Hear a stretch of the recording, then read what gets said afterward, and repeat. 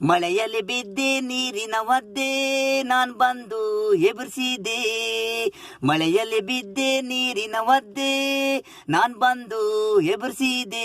ಹುಡುಗಿ ಹುಡುಗಿ ಮನೆಯಿಂದ ಬರಬೇಕಾದ್ರೆ ಕೊಡೆ ತರಬೇಕು, ಹಳ್ಳ ಗುಂಡಿ ನೋಡಿ ನಡಿಬೇಕು.